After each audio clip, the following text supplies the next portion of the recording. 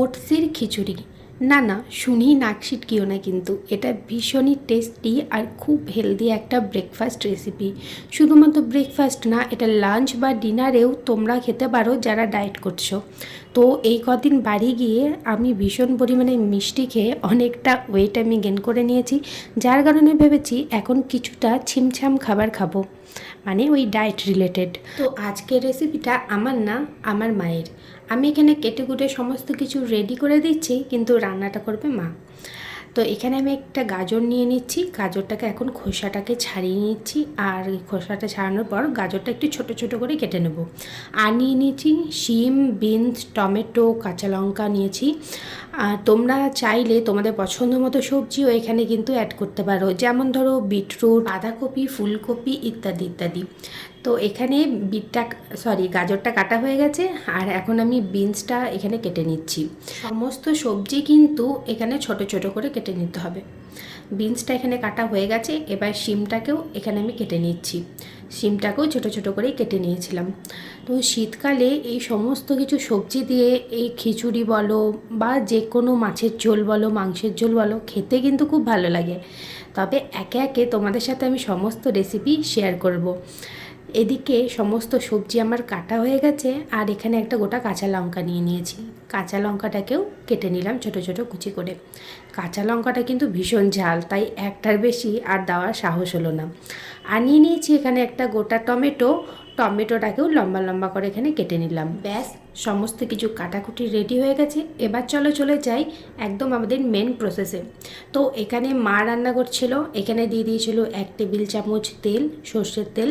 তার মধ্যে দিয়ে দিল গোটা জিরে ফোড়ন। আর তোমাদের কাছে শুকনো লঙ্কা থাকলে অবশ্যই ফোড়নে দিও। আমার কাছে এখন তো ফুরিয়ে গেছে, এতদিন পর বাড়ি থেকে এলাম, সমস্ত কিছু কিনে ওঠা হয়নি এখনও পর্যন্ত। তো এখানে তারপরে তেলটা গরম হলেই জিরে ফোড়নটা থেকে একটা সুন্দর গন্ধ বেরিয়ে এলে আমি সমস্ত কিছু সবজিটা এখানে দিয়ে দিলাম। তারপরে সবজিগুলো মা ভালো করে এখানে নাড়াচাড়া করে নিল, আর ওপরে নুন দিয়ে দিল।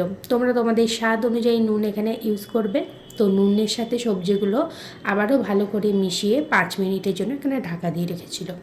5 মিনিট পর ঢাকাটা খুলে এখানে টমেটো অ্যাড করা হলো।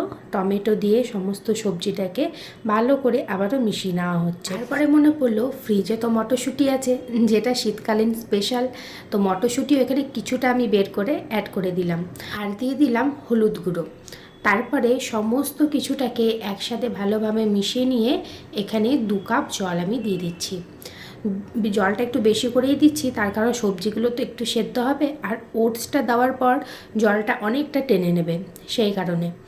তো তারপরে কিছুক্ষণ পর ঢাকাটা খুললাম, খুলে ভালো করে দেখে নিলাম একটু সবজিগুলো অর্ধেকের বেশি সেদ্ধ হয়ে গেছে, কিন্তু পুরোটা এখনও হয়নি। তারপরে ওই 1 বাটি ওটস এখানে আমি দিয়ে দিলাম। ওটসের সঙ্গে সমস্ত সবজি আর জলটা ভালো করে মিশিয়ে নিয়ে আবারও 10 মিনিটের জন্য এটাকে ঢাকা দিয়ে রেখেছিলাম। মাঝে মধ্যে ঢাকাটা খুলে একবার করে আমি নেড়েও নিয়েছিলাম।